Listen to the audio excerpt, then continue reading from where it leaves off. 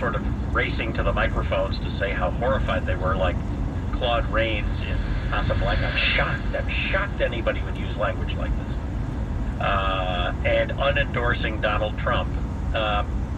It occurred to me we ought to reach out to a former congressman. He's been there. He knows what it's like to run for office and how you want to protect your election. But he's also a very principled conservative, and he has some perspective that I think will be very unique. His name is J.D. Hayworth. He served as Arizona's 5th Congressional District Congressman from 1995 to 2007. He was part of the Reagan Revolution back in 1994. And I think he's a fabulous guy, and let's have him hop on the Mike Gallagher guest line. Congressman J.D. Hayworth, hello.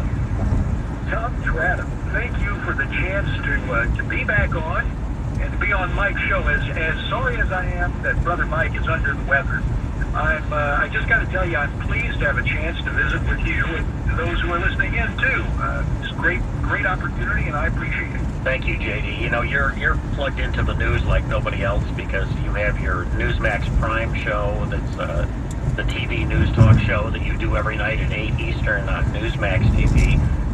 But you've got politics in your blood. Let's face it. What's your take on how all these congressmen, particularly Paul Ryan, the Speaker of the House, are all sort of, as I say, heading for the exits? Well, it's very sad to see. And it's just in such stark contrast to the usual advice that comes within the House Republican Conference. During the halcyon days of new to Speaker and the contract with America, and then even in other years where we, in retrospect, that majority that we won, the first majority for the Republicans in 40 years, the first in my lifetime, because I was elected to the Congress at age 36.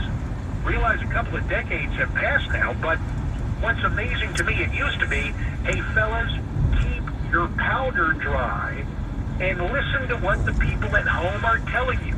Take a look at the legislation, the merits, the demerits, the advantages, the disadvantages. Listen to people at home and then make a decision.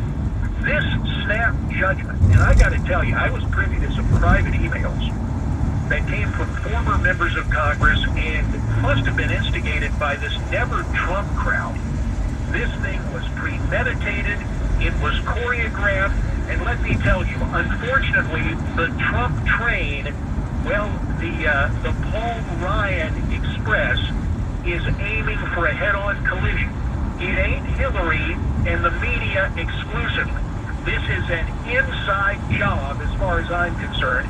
You take a look at what Jim Hahn wrote in Gateway Pundit about Dan Senard, senior advisor to Paul Ryan, actually pushing the Trump tape to the Washington Post. And look, let's just be honest about this.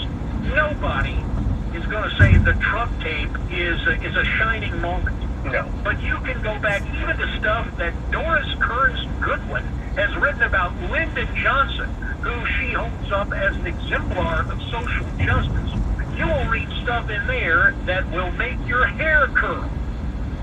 And to get this kind of response shows me it was choreographed, and this is the problem I've had with the new speaker. Now let me tell you, I used to serve with Paul. Heck, I went there when he was a staffer, and then won a seat in Congress. They put him on the fast track in terms of low taxes, and energizing the economy. He's a fairly quick study, but the sad thing about Paul, like John Boehner before him, Tom, they spell conservative with a K as in K Street. Where the lobbyists are. Crowd, oh, I'm telling you, the K Street crowd has been into open borders since before I got there, and even post 9/11, and even with the continuing illegal invasion. It took a guy like Donald Trump, because sadly a backbencher like me, who directly challenged Bush 43 on this.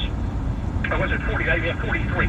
I get my numbers mixed up. Math sometimes is a tough subject for me. I'm a little more verbally inclined. But I didn't have really the power politically to get this done. In steps Donald Trump, this campaign year and takes illegal immigration and border security and shows how it is linked to our national security and our economic security, and suddenly all the K Street crowd and the bunch at the Wall Street Journal, they really ought to rename that paper. You were talking about Dana Carvey earlier, and the other guy who was the Bush 41 impersonator was Fred Travalena. Right. In the late